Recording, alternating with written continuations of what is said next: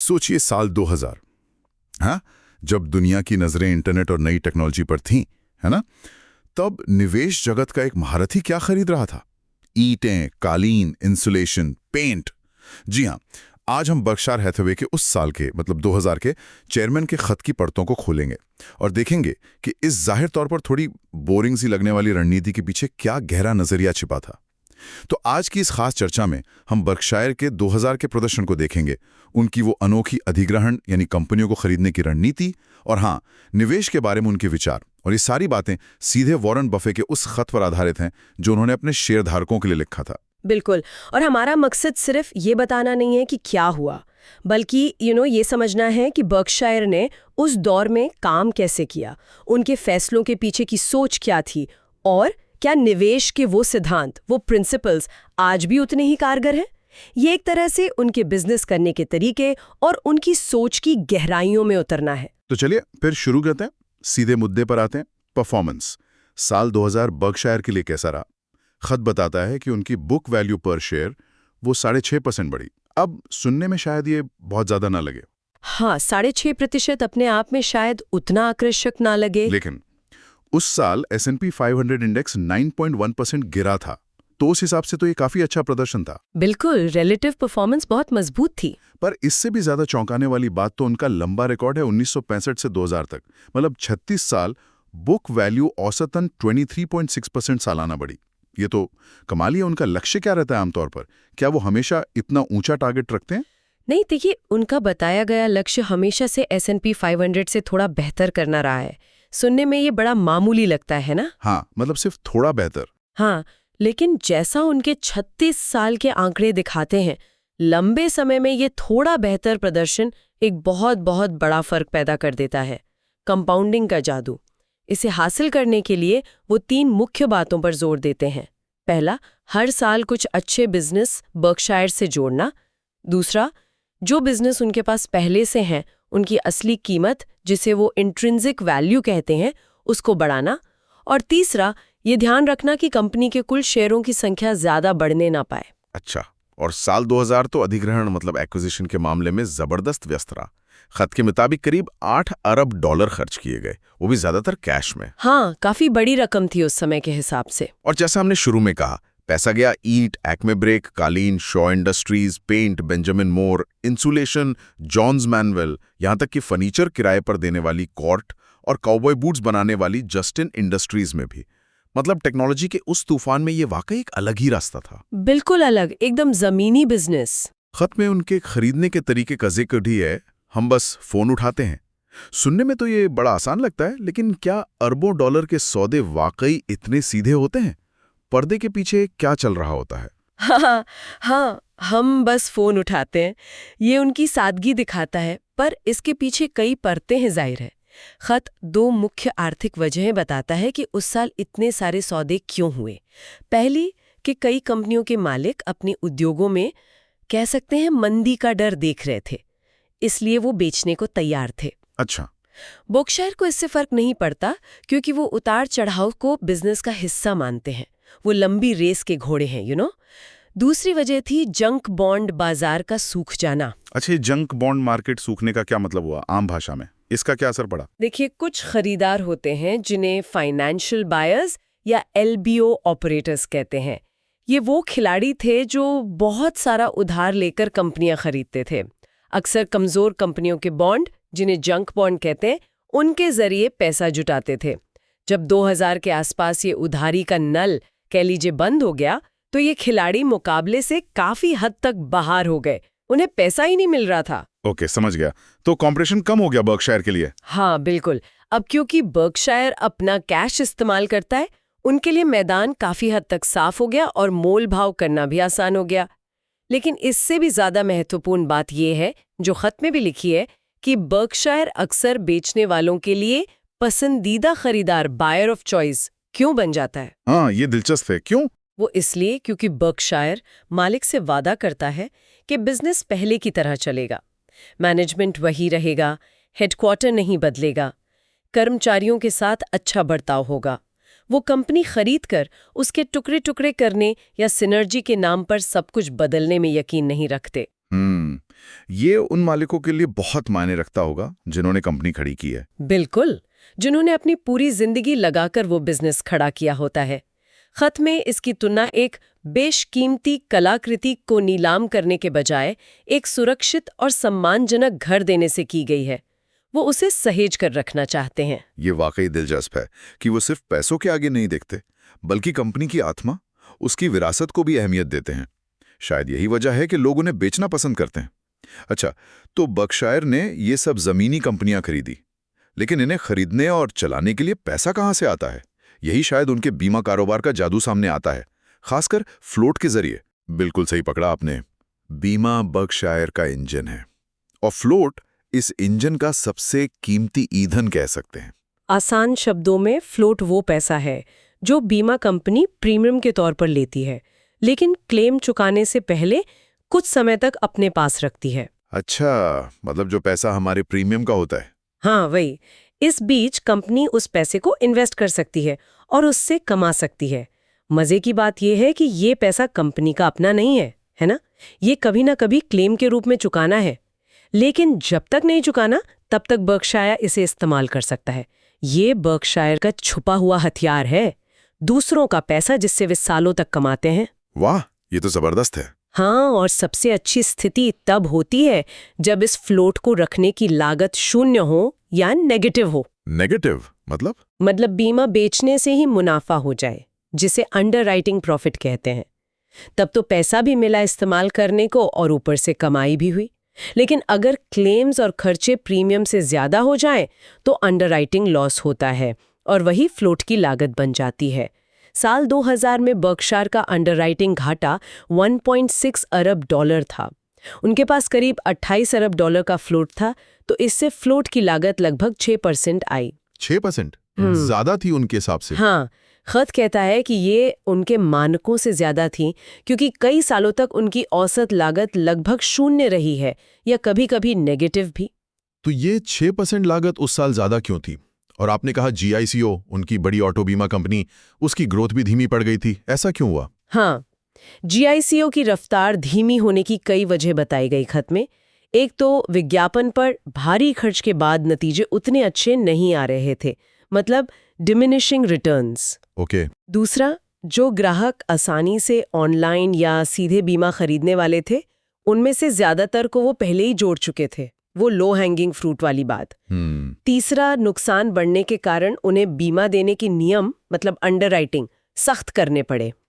और चौथा और शायद सबसे बड़ा कारण, उनका सबसे बड़ा कॉम्पिटिटर स्टेट फार्म, वो कीमतें बढ़ाने में बहुत सुस्त था। अच्छा, तो कंपटीशन का दबाव था। हाँ, और दिलचस्प बात यह है कि स्टेट फार्म उस साल प्रीमियम पर 18% का भारी अंडरराइटिंग घाटा सह रहा था, जबकि GICO का सिर्फ 4% था। बर्कशायर का मानना था कि स्टेट फार्म की ये नीति एक तरह से सबके लिए माहौल खराब कर रही थी। लेकिन खत ये भी कहता है कि GICO का जो कम लागत वाला मॉडल है, वो उसे लंबे समय में जरूर फायदा देगा। समझ गया। तो फ्लोट की कहानी में सिर्फ GICO ही नहीं है? नहीं, बिल्कुल नहीं। फ्लोट की कहानी में एक और दिलचस्प मोड़ है, रेट्रोएक्टिव रीइंश्योरेंस। ये बड़े और जटिल बीमा सौदे होते हैं। Retroactive reinsurance? ये क्या चीज है? हाँ, ये काफी जटिल है और इन्हें अक्सर अजित जैन की देखरेख में किया जाता है, जिनका जिक्र खत में है। इसमें बर्कशायर दूसरी बीमा कंपनियों के बहुत पुराने अनसुलझे क्लेम्स की जिम्मेदारी एक मुश्त प्रीमियम लेकर अपने ऊपर ले लेता है। अब अकाउंटिंग के हिसाब से देखें तो इससे बर्कशायर को शुरुआत में बड़ा नुकसान दिखाना पड़ता है, क्योंकि भविष्य के क्लेम्स के लिए पैसा अभी से अलग रखना होता है। नुकसान दिखाना पड़ता है, फिर फायदा क्या हुआ? फायदा ये है कि उन्हें बहुत बड़ी रकम फ्लोट के रूप में मिल जाती है, एकदम से, जिसे वो कई सालों तक निवेश कर सकते हैं। और पहले साल के बाद इस फ्लोट की कोई लागत भी नहीं होती, तो लंबे समय में ये बहुत फायदेमंद सौदा हो सकता है। वाह, ये तो सच में दिमाग घुमा देने वाला है। हाँ, और खत में कुछ अनोखे उदाहरण भी हैं, जैसे बेसबॉल स्टार एलेक्स रॉड्रिगेज की $252 मिलियन की डिसेबिलिटी पॉलिसी का बीमा करना, या फिर grab.com नाम की कंपनी थी, उसके 1 बिलियन करोड़ के इनाम का बीमा। ये दिखाता है कि वो कितने जटिल, बड़े जोखिम उठाने को तैयार हैं, अगर हिसाब किताब सही बैठता हो। अच्छी जैन वाकई कमाल के लगते हैं। खैर, ये बीमा कारोबार न सिर्फ खुद मुनाफा कमाता है बल्कि ये बर्कशायर को वो ईंधन, वो फ्लोट देता है जिससे वे निवेश की गाड़ी चलाते हैं। तो अब समझते हैं कि उनके निवेश का तरीका क्या है। खत में एक बात है कि वे किसी कंपनी के थोड़ी से शेयर खरीदने के बजाय पूरा बिजनेस खरीदना पसंद करते हैं। ऐसा क्यों? हाँ, ये एक महत्वपूर्ण बात है। इसकी एक बड़ी वजह टैक्स है, जैसा खत में समझाया गया है। जब बर्कशायर किसी बिजनेस का 80% या ज्यादा हिस्सा खरीदता है तो उस बिजनेस से होने वाले मुनाफे पर बर्कशायर को दोबारा टैक्स नहीं देना पड़ता अगर वो मुनाफा डिविडेंड के रूप में बर्कशायर को भेजा जाता है। अच्छा, डबल टैक्सेशन से बच जाते हैं। हाँ, काफी हद तक। और अगर वो बिजनेस मुनाफा अपने पास ही रखता है, मतलब रिटेन करता है, और बाद में बर्कशायरों से बेचता है जो वो कम ही करते हैं, तो भी उस रिटेन किए गए मुनाफे पर कैपिटल गेन टैक्स नहीं लगता। वहीं अगर वो किसी कंपनी में छोटी हिस्सेदारी रखते हैं, मान लीजिए 10% शेयर, तो मुनाफे पर 2 बार टैक्स लग सकता है, पहले डिविडेंड मिलने पर और फिर शेयर बेचने पर होने वाले मुनाफे यानी कैपिटल गेन पर। तो 80% से ज्यादा मालिकाना हक टैक्स के लिहाज से काफी बेहतर है उनके लिए। टैक्स वाला पहलू जरूर अहम है। अब सबसे बड़ा सवाल, वो किसी निवेश की कीमत कैसे तय करते हैं? मतलब किसी बिजनेस की वैल्यू कैसे निकालते हैं? खत में किसी पुरानी कहानी का जिक्र है शायद। हाँ, वो ईसप्स की कहानी का जिक्र करते हैं जो करीब 2600 साल पुरानी है। हाथ में एक पक्षी, झाड़ी में 2 के बराबर। हाथ में एक पक्षी, झाड़ी में 2 के बराबर। इसका फाइनेंस से क्या लेना देना? इसे फाइनेंस की भाषा में समझें तो किसी भी संपत्ति, चाहे वो शेयर हो, बॉन्ड हो या पूरा कारोबार, उसकी कीमत जानने के लिए 3 सवाल पूछने होते हैं। पहला, आप कितने पक्के तौर पर कह सकते हैं कि झाड़ी में पक्षी हैं भी या नहीं? मतलब भविष्य में उस संपत्ति से कैश मिलेगा भी या नहीं, इसकी कितनी निश्चितता है? Okay, certainty. दूसरा, वो कब मिलेंगे और कितने मिलेंगे, मतलब टाइमिंग और अमाउंट ऑफ कैश फ्लो। और तीसरा, रिस्क फ्री इंटरेस्ट रेट क्या है, जिसे वो अक्सर लंबी अवधि के सरकारी बॉन्ड की यील्ड मानते हैं। ये डिस्काउंट रेट की तरह काम करता है। अगर इन 3 सवालों के जवाब भले ही अंदाजन हो मिल जाएं, तो आप उस संपत्ति की असली कीमत या इंट्रिंसिक वैल्यू का अनुमान लगा सकते हैं। आप भविष्य के सारे कैश फ्लो को आज की कीमत में बदलते हैं, डिस्काउंटेड कैश फ्लो। खत साफ कहता है कि डिविडेंड यील्ड या पीई रेशियो जैसे आंकड़े अपने आप में बेकार हैं। वो तभी काम के हैं जब वो इन 3 बुनियादी सवालों के जवाब ढूंढने में मदद करें। मतलब फोकस भविष्य के कैश पर है, न कि आज के मैट्रिक्स पर। बिल्कुल। आप जानना चाहते हैं कि कोई बिजनेस अपनी पूरी जिंदगी में कितना कैश कमाकर देगा, उसे आज की कीमत में बदलकर। यही उसकी असली कीमत है, न कि शेयर बाजार की रोज की कीमत। समझ गया। और इसी सिद्धांत के चश्मे से खत उस समय यानी साल 2000 के शेयर बाजार के माहौल की कड़ी आलोचना करता है, जिसे पहले फेड चेयरमैन एलन ग्रीनस्पैन ने तर्कहीन उबरश्वांग यानी इरैशनल एक्सुबरेंस कहा था। हाँ, .com बबल का दौर था वो। बिल्कुल। खत निवेश और सट्टेबाजी के बीच बारीक फर्क पर जोर देता है।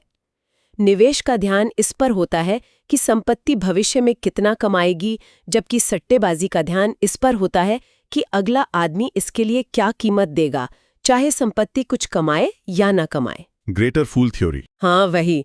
खत उन बबल कंपनियों और चेन लेटर जैसे आईपीओज की निंदा करता है जिनका मकसद निवेशकों से पैसा बनाना होता है, ना कि निवेशकों के लिए पैसा कमाना। बर्कशायर ऐसे अंदाजों से दूर रहता है और उन्हीं बिजनेसेस पर फोकस करता है जिन्हें वो समझता है और जिनके भविष्य के कैश फ्लो का वो भरोसे के साथ और हाँ, रूढ़िवादी कंजर्वेटिव अनुमान लगा सकता है। ये सिद्धांत सुनने में जितने सरल लगते हैं, उन पर टिके रहना शायद उतना ही मुश्किल होता होगा, है ना? खासकर जब आसपास हर कोई टेक स्टॉक्स में रातों रात अमीर बन रहा हो। बिल्कुल मुश्किल। अनुशासन चाहिए इसके लिए। खैर, खत में एक और चीज जो मुझे बहुत हैरान करती है वो है उनकी ईमानदारी। डेक्स्टर शूज के अधिग्रहण को एक बड़ी गलती मानना, वो भी खुलकर। कॉर्पोरेट दुनिया में ऐसा कब देखने को मिलता है? बेहद कम, बहुत ही दुर्लभ है ये। खत खुद कहता है कि ज्यादातर कंपनियां अपनी गलतियों पर पर्दा डालती हैं या बहाने बनाती हैं, उन्हें तर्कसंगत बनाने की कोशिश करती हैं। इसे सीईओ की उस आदत से भी जोड़ा गया है जहां वे ग्रोथ के ऊंचे अवास्तविक अनुमान लगाते हैं। हाँ, ताकि शेयर की कीमत बढ़ती रहे। बिल्कुल। फिर जब वो टारगेट पूरे नहीं होते तो या तो गलत फैसले लेते हैं या अकाउंटिंग में हेरफेर करके नंबर बनाने की कोशिश करते हैं, जो कभी-कभी धोखाधड़ी तक जा सकता है। बर्कशायर इसके बिल्कुल उलट पूरी और सच्ची reporting, full and fair reporting पर जोर देता है। उनका मानना है कि शेयरधारकों को वो सब कुछ पता होना चाहिए जो वे खुद जानना चाहते अगर वे कंपनी के मालिक होते। डेक्स्टर शूज वाली गलती मानना और ये भी बताना कि उन्होंने वो सौदा बर्कशायर के शेयर देकर किया था जिससे गलती और भी बड़ी हो गई, ये इसी पारदर्शिता का सबूत है। ये ईमानदारी वाकई काबिले तारीफ है। और खाते में प्रबंधकों की भी काफी तारीफ है ना? अपने बिजनेस को जुनून से चलाते हैं, मानो वो उनका अपना ही हो। वो कॉर्पोरेट राजनीति या तिमाही नतीजों के दबाव के बजाय अपने काम पर ध्यान देते हैं। और हेडक्वार्टर टीम वो तो बहुत छोटी है शायद। हाँ, ये अविश्वसनीय है। उस समय सिर्फ 13.8 लोग। 13.8 लोग? इतने बड़े अरबों डॉलर के कारोबार के लिए ये कैसे मुमकिन है? हाँ, 13.8 लिखा है खत में। ये बर्कशायर की विकेंद्रीकृत संस्कृति और भरोसे को दिखाता है। वो अपने मैनेजर्स को पूरी छूट देते हैं, उन पे भरोसा करते हैं। उन्हें बड़े हेड ऑफिस, मीटिंग्स और वो सब तामझाम की जरूरत ही नहीं महसूस होती। कमाल है। तो बर्कशायर के साल 2000 के इस खत से हमने काफी कुछ निचोड़ा। लंबी अवधि की सोच समझकर की गई अधिग्रहण रणनीति जो सिर्फ कीमत नहीं, कंपनी की संस्कृति और मैनेजमेंट को भी देखती है। बीमा कारोबार से मिले फ्लोट की ताकत, मूल्य आधारित निवेश के वो सदाबहार सिद्धांत जैसे ईसप की कहानी, और सबसे बढ़कर मैनेजमेंट में ईमानदारी और गलतियों को कबूल करने का साहस, ये सब उनके काम करने के तरीके की नींव है। सही कहा आपने, सब कुछ आपस में जुड़ा हुआ है। और अगर एक विचार के साथ श्रोताओं को छोड़ना हो तो वो शायद ईसप के सिद्धांत से ही जुड़ा है। सुनने में कितना आसान लगता है, भविष्य के कैश फ्लो का अंदाजा लगाओ, लेकिन असल दुनिया की उलझनों और अनिश्चितताओं के बीच हाँ, ये आसान नहीं है। बिल्कुल, चाहे वो शेयर बाजार में निवेश हो, नया बिजनेस शुरू करना हो या जिंदगी का कोई और बड़ा फैसला, उन झाड़ियों में छिपे पक्षियों की संख्या और उनके बाहर आने के समय का अंदाजा लगाना ही शायद सबसे मुश्किल काम है। सोचने वाली बात यह है कि हम इस सरल लेकिन गहरे सिद्धांत को भले ही बहुत सावधानी से, बहुत रूढ़िवादी तरीके से अपने सामने आने वाले मौकों को परखने के लिए कैसे इस्तेमाल कर सकते हैं।